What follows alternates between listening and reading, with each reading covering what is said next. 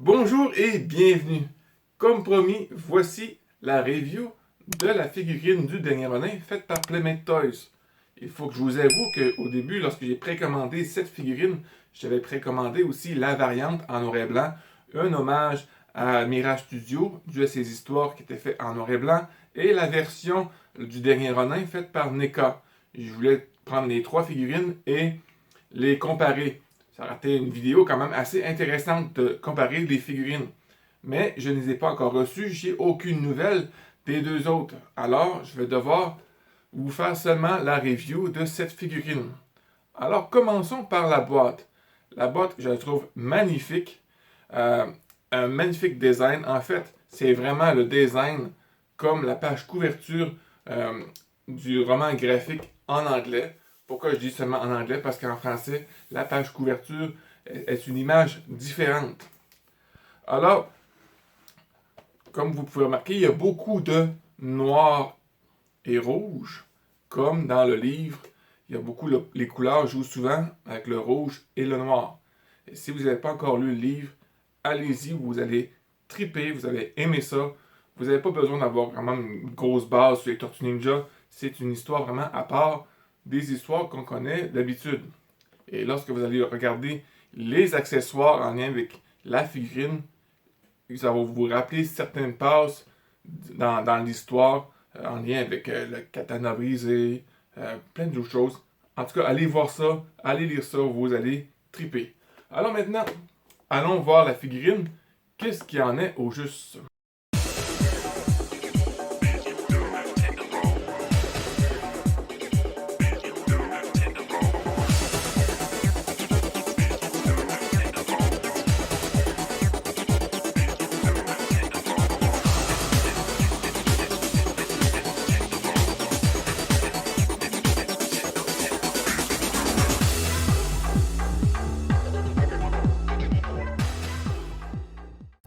Et voici quelques figurines.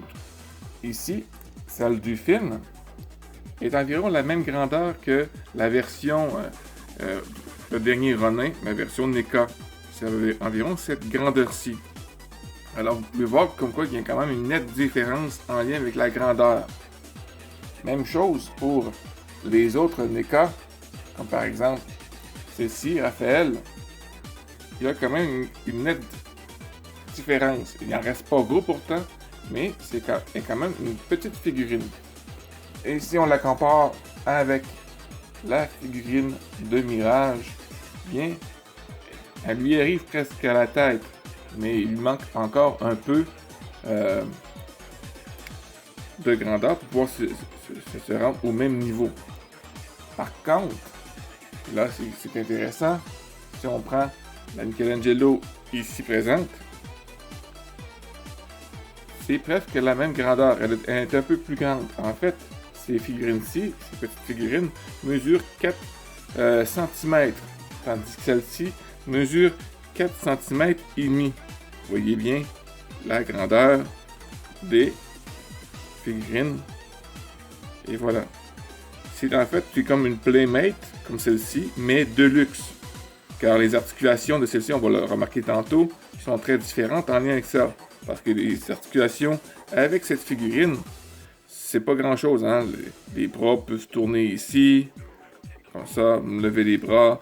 Les pieds, ça bouge pas beaucoup. Surtout que les pieds, à cette époque-là, avaient toujours une genre de bosse, si vous voulez, pour pouvoir les soutenir. Il y avait toujours un pied plat, puis un pied similaire à ça.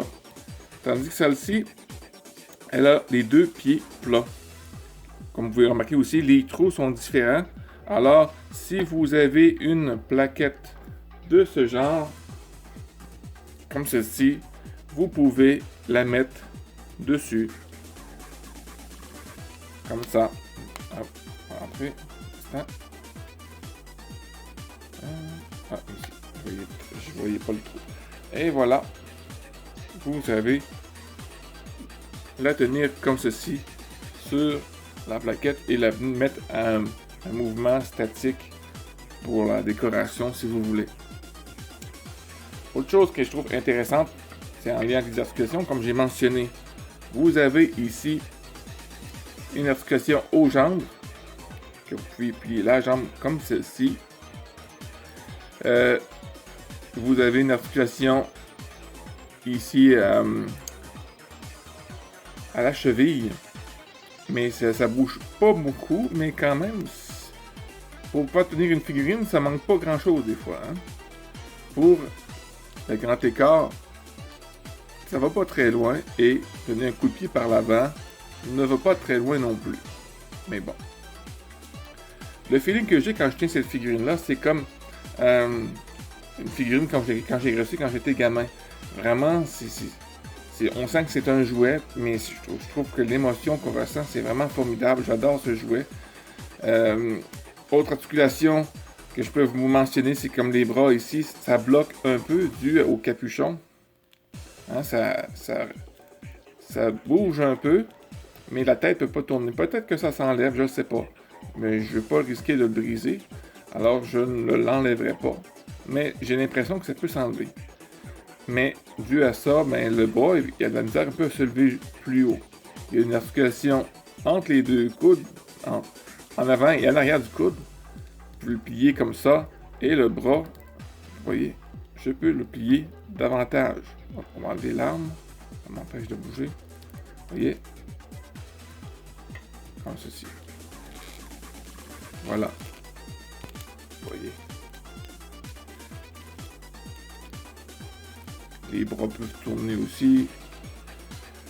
Je trouve que c'est formidable comme les détails, les lunettes en lien avec j'allais dire le film. Il faudrait qu'on fasse un film de ça. Les lunettes en lien avec le livre, l'histoire. Tous les détails sont là. Il vient avec la corde ici. Vous pouvez l'enlever si vous voulez. Il y a les armes. Un sabre katana qui est assez movible. Vous pouvez bouger beaucoup. Il ne brise pas. Comme certains accessoires sont assez rigides et parfois ils cassent avec le temps. Vous avez le beau de Donatello aussi. Les sailles, il y en a deux. Le deuxième est justement ici. Vous pouvez remarquer les détails de l'arme. C'est pour ça que je vous dis que vraiment, là, Playmate ont joué fort sur cette figurine.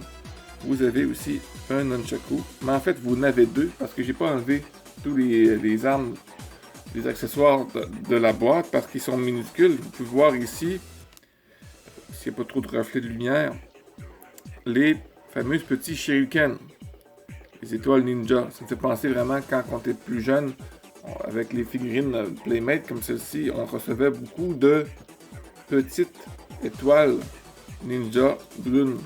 Vous avez ici le fameux nunchaku, le deuxième nunchaku que je vous mentionnais tantôt, et le katana de Leonardo qui est cassé. Et si vous avez lu le livre, bien vous comprenez pourquoi de ce katana qui est cassé. Je trouve que c'est fabuleux comme figurine. Il y a beaucoup d'accessoires. Les détails, c'est extraordinaire. Je trouve qu'ils ont fait un magnifique travail. Je suis vraiment subjugué, je suis vraiment étonné de ce merveilleux travail de cette figurine. Vraiment, elle tient debout seule. Pas besoin de trouver différentes positions pour tenir comme ces figurines-ci. Hein. À l'époque, il faut vraiment que tu tords les jambes de n'importe quelle façon pour réussir à la faire tenir debout. Et même là encore, je ne réussis même pas toujours à faire tenir. C'était ça un des problèmes des figurines de Playmate à l'époque. C'est de faire tenir les figurines debout. Et la plupart du temps, bien, il fallait juste l'accoter sur un mur, puis c'était correct. Alors, on va aller à la conclusion en lien avec cette magnifique figurine. En conclusion, est-ce que c'est une figurine que je vous recommande? Absolument. Pour moi, jusqu'à date, c'est la meilleure figurine que Playmate Toys a faite. Ça touche à tous mes attentes, vraiment. Je suis vraiment estomaqué face à cette figurine. Une vraie petite merveille. Vous pouvez, comme j'ai mentionné dans l'intro, avoir la variante aussi en noir et blanc. Alors, pour la vidéo se termine là aujourd'hui.